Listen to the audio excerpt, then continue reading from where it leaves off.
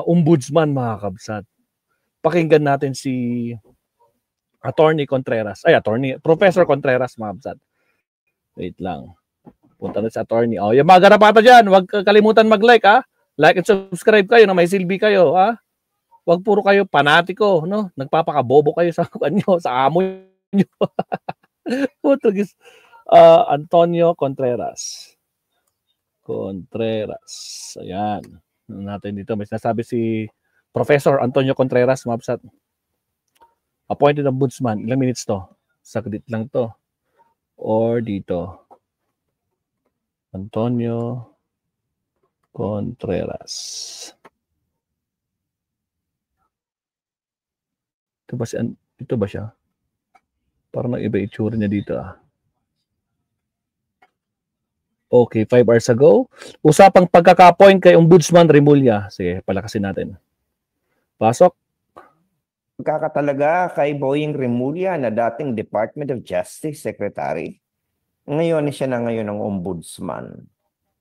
Well, actually, inasahan ko na to Pero ang mas nakakatuwa dito, o nakakatawa, ay yung pagtuturo sa kanya ng mga, alam mo na, mga pro-Duterte senators katulad ni Rodante Marcoleta.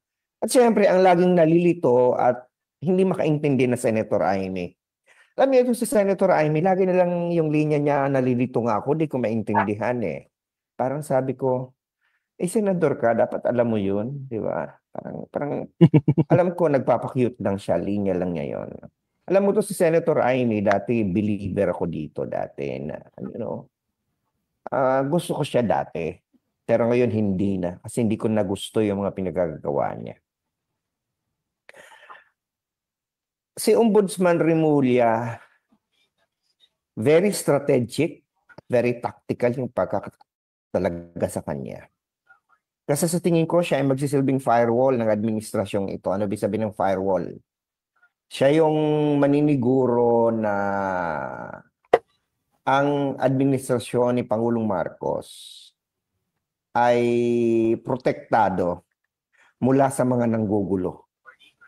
At the same time, ako may tiwala na gagampanan niya ang kanyang tungkulin na usigin, yung mga dapat usigin. Lalo na ngayong mga panahon na talagang punong-puno tayo ng usapan tungkol sa katiwalian dito sa flood control projects. At hindi lamang yun, sa tingin ko, ang dahilan kung bakit kinakabahan ang mga pro-Duterte supporters. Kabado yung mga garapata. Alam nila na maraming pwedeng ungkatin si Boying Remulla nung sa mga nangyari nung ang Pangulo pa ay si Pangulong Duterte at maging sa ngayon. At ang number 1 na inaasahan natin ay yung investigasyon kay Sara Duterte. Kasi nga matatanda natin si Sara Duterte na impeach, hindi ba? Pero nagkaroon ng problema. Hinarang sa Senado ng kanilang mga pagdidelaying tactics hanggang sa nagkaroon na ng desisyon ang Korte Suprema na unconstitutional daw yung impeachment, bagamat ito'y kasalukuyan ngayong inaapila ng House of Representatives. May motion for reconsideration yata sila. So siyempre, ayaw na ng mga Duterte supporters. Diba? In fact, kitang-kita naman natin yan sa hearing kahapon doon sa confirmation hearing ng isa sa mga na-appoint sa Judicial and Bar Council, yung dating justice ng Supreme Court na si Associate Justice Mendoza, na kung saan siya ay ginisa ng husto ni Marcoleta at ni Marcos, ni Amy Marcos.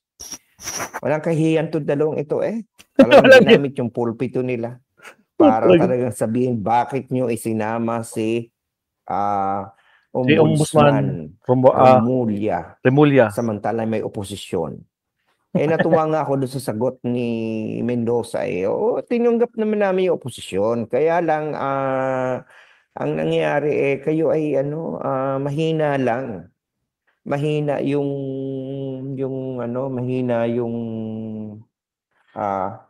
mahina yung kaso. So hindi yun makakapekto. enough At saka ang hindi naintindihan ni Senator Marcos at Senator Marcoleta, ang Judicial and Bar Council body yan, hindi naman yan isang tao lang. Collegial body. Bakit nila i-fault kay Mendoza? Kaya hinarang nila yung kanyang appointment, kaya nagkaroon ng denefer dahil sa dalawang ito. Samantalang mag-isa lang na boto. Ganun sila magsalaula. At tapos ang argumento ni Marcoleta, binibend daw ni Remulla ang law nung siya ay nagsabi na pwedeng bago muna matanggap sa witness protection program ang mga diskaya, Isole ng dapat isole.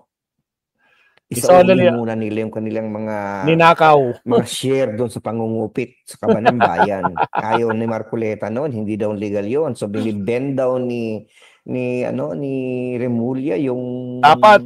batas. Para bagang teka muna, ikaw nagbe-bend ka rin ng batas. 'Di ba? Hindi ka pa nga wala ka pa ngang oath of office sa pagiging member ng impeachment court, nagmo-motion ka na to dismiss. Hindi ba binding of law yun? Yung forthwith na lang, binding of law yun. Yan, doon ako medyo nagagalit kasi talagang kitang-kita mo naman. Ano ba dahilan? Parang itong si Senator Marcoleta, parang talagang grabe ang kanyang pagtatanggol sa mga diskaya. Maintindihan ko kasi parang siguro silang kabilang sa isang simba, sa isang religious group. Or kaya parang silang, hindi ko naman masabi ni Salima Duterte, kaya itong mga diskaya, kaya gusto ko tuloy maniwala na maaaring may mga pinoproteksyonan Di ba? Prof. Si Amy Marcos matagal naman. Prof, yung asawa ni Marcoleta, baka nakalimutan mo insurance. Siya yung nag-i-insure sa mga diskaya.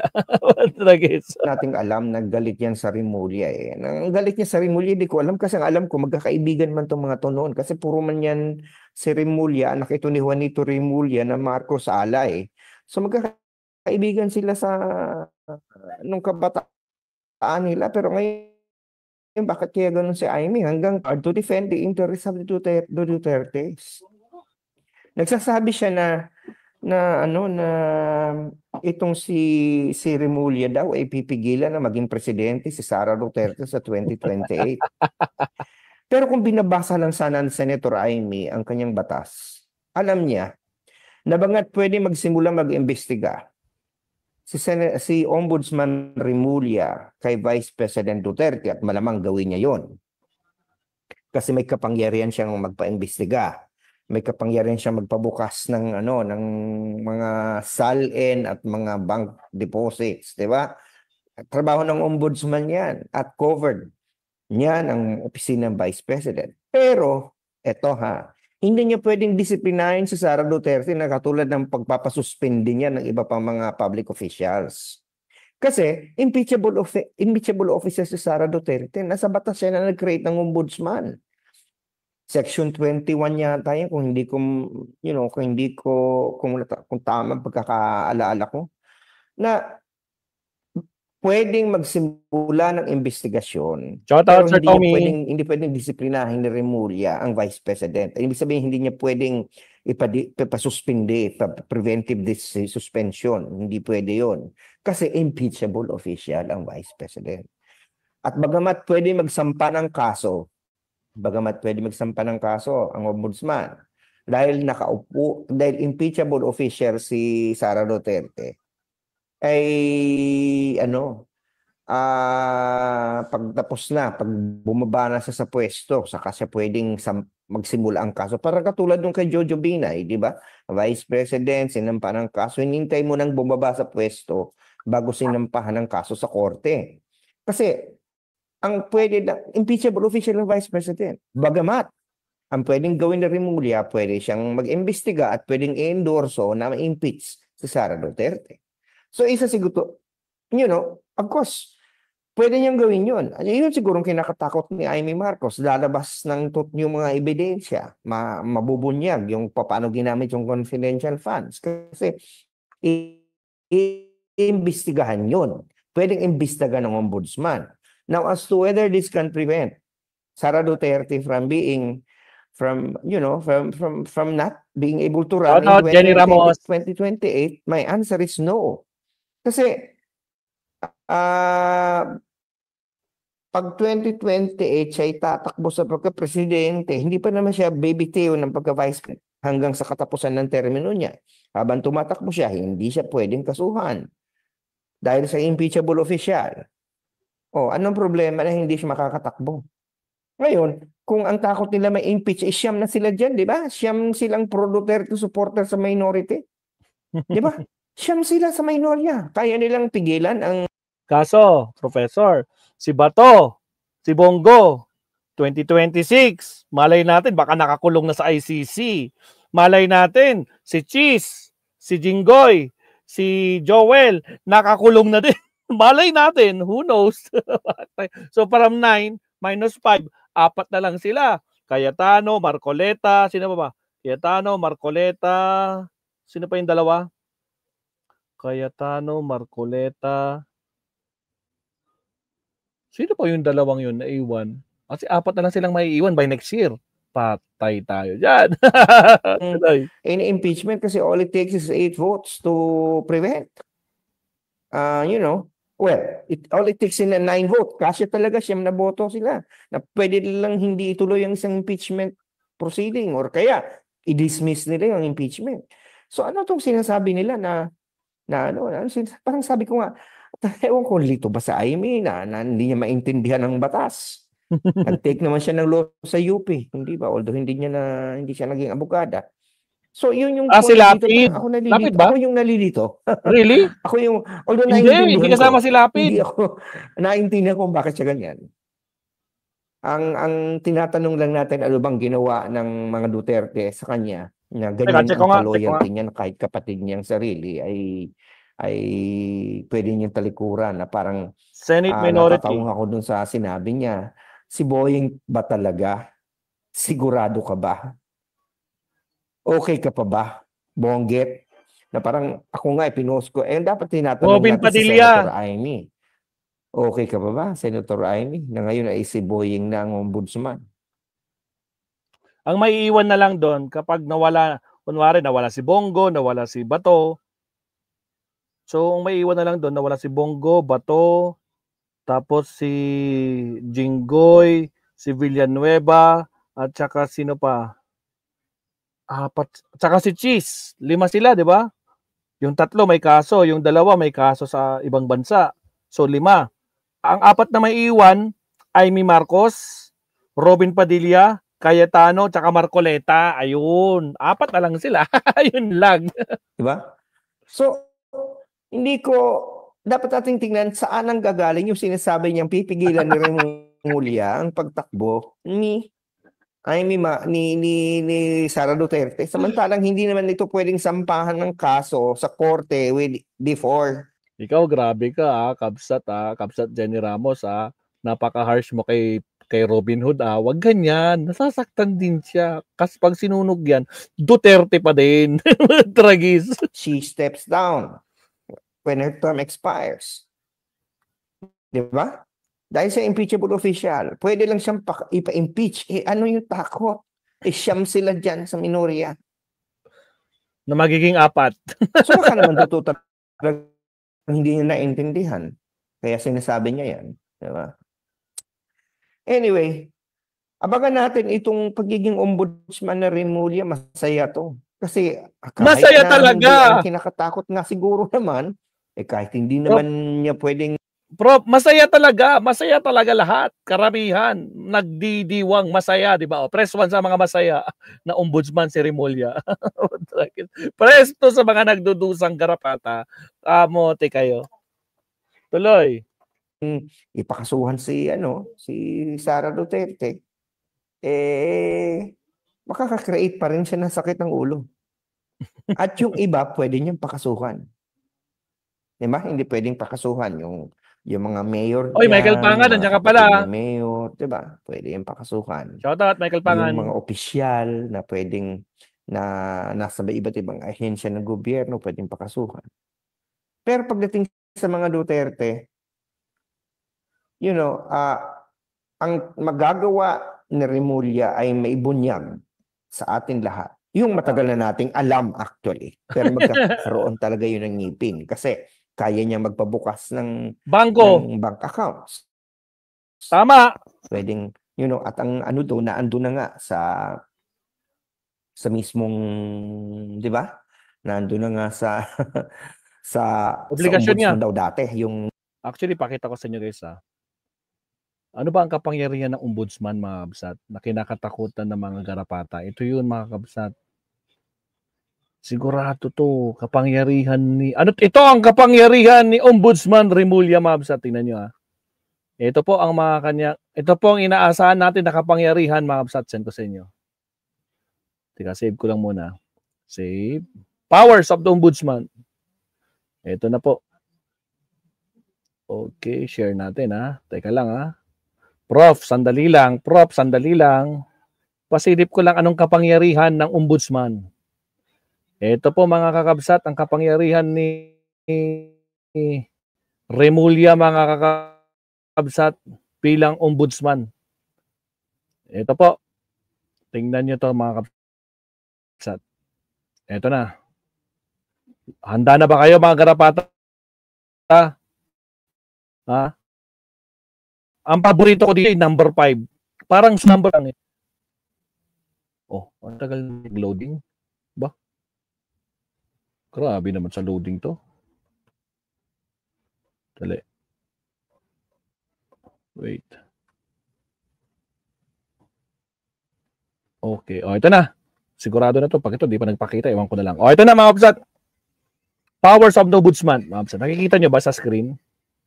I hope nakikita nyo sa screen, mga kabsat. Major powers of... Major lang Big sabihin, may minor pa. Power to investigate and prosecute.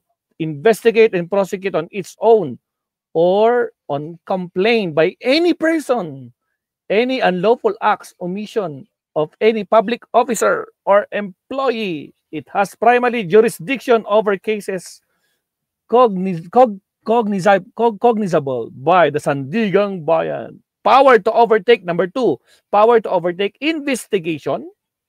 It has the power to overtake at any stage from any investigatory agency the investigation of any criminal or administrative cases. Agoy, lakapos, pasok na pasok to.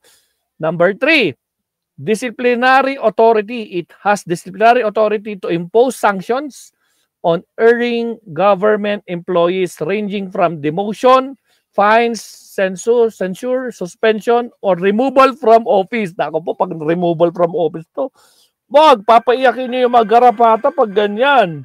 Number 4. Wait, bakit may tumutunog doon?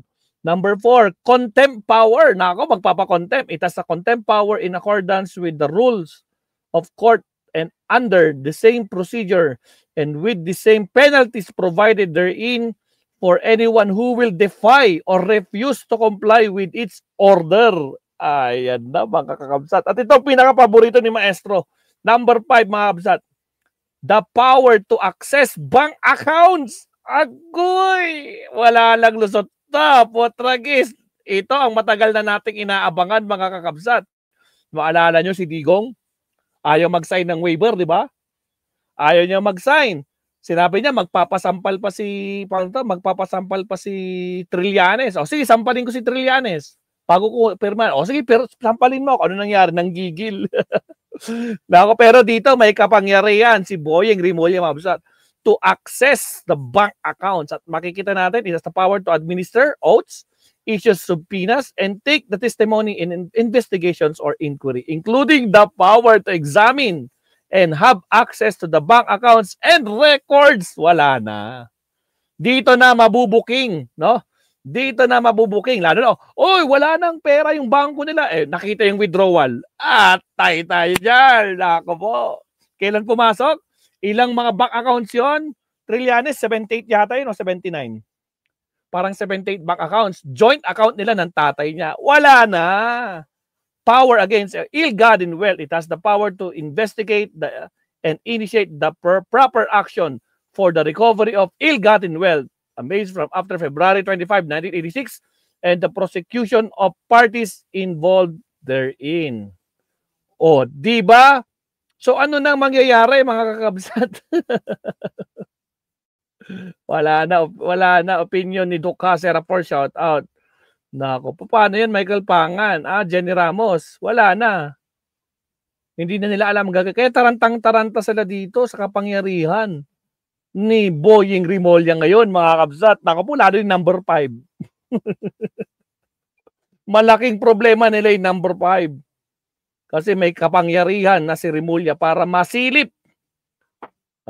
yung mga bank records na yan. At kung nagkatotoo yung lalo na pag sinabi, nag-file si Trillanes sa Ombudsman. Ito ang mga ginawa ni Inday Lustay. Ito yung record. Paktay, wala na makakapigil. Patay tayo dyan.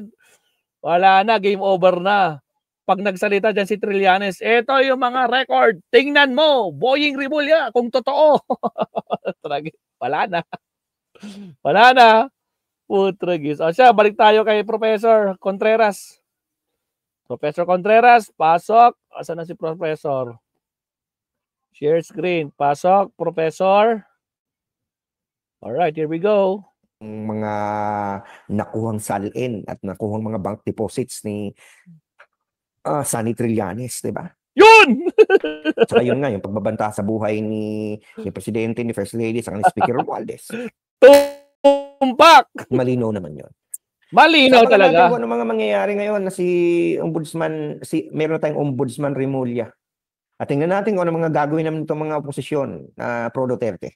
Yeah. Kung ano ang hinahanda nila ngayon ng mga baka mamaya mo magposisyon sa korte para pigilan. Wala silang magagawa kasi ang bukod tangi ang presidente ang pwedeng mag-appoint. Dumaan naman sa proseso. Tama. Si Ombudsman Rimulya, pinagbutuhan ng Joint Judicial and Bar Council. At ang nakalagay naman sa batas ay si Pangulong Marcos ang pipili. At ayon sa pagtaya ng JBC, binigyan ng clearance. Tama. Ng ombudsman mismo, yung ombudsman na binigyan ng clearance si Rimulya na pwedeng italaga sa JBC. So ano magiging kaso nila? That he is bending the law? As if the senators who are complaining against him are not bending the law? Ay nako, masaya to. Na forthwith, masaya talaga. Hindi naintindihan, nalilito. Ewan ko. Ano kayang meron? Siya, sige na. At mag-usap na lang tayo ulit at magkwentuhan sa Biyernes. Samantala, ito po ulit si Professor Tonton Contreras. Nagkasabing sana nakapagturo ko sa inyong kaisipan, na-upload ko ng mga puso at napabagong panasubuhay, lalong-lalo na sa usapang politikal, dahil sabi sa akin ng Lasal, teach mind, thoughts, heart, and transform lives. At sana, nakapagsilbi ako sa bahay dahil sabi sa akin ng UP Serve the People. Salamat, okay? Professor. Ingat-ingat po rin tayo lagi. Amihan na ngayon, hindi na habagat, pero hindi ibig sabihin ay wala na mga bagyo. May mga dadating pa rin yan. At tayo patuloy na mag-iingat, patuloy ang pangalagaan natin ng sarili. At meron naman tayo dapat ding paghandaan yung lindol kasi hindi natin alam kung kailan dadating yan. Dapat tayo laging ready, laging handa. At syempre yung kalusugan natin. Tama. Siya. Salamat, Professor Contreras. Professor po ng Lasal ba siya? Lasal ba? Parang yun yung nabagit niya, no? But anyway, paborito natin tong topic na lako, mabobo kang makakalkal ang mga tinatago. Jenny Ramos, yung mga tinatago nila. Nako po. Nako po. Masaya talaga to. Alright. So maraming salamat, Professor Contreras. Mag-last topic pa tayo, guys. Isa pa. Mag-last topic tayo bago tayo mag-lunch break. Isang topic pa, mga absent. Again, sa mga bagong pasok, huwag kalimutan mag-like and subscribe. Last topic tayo.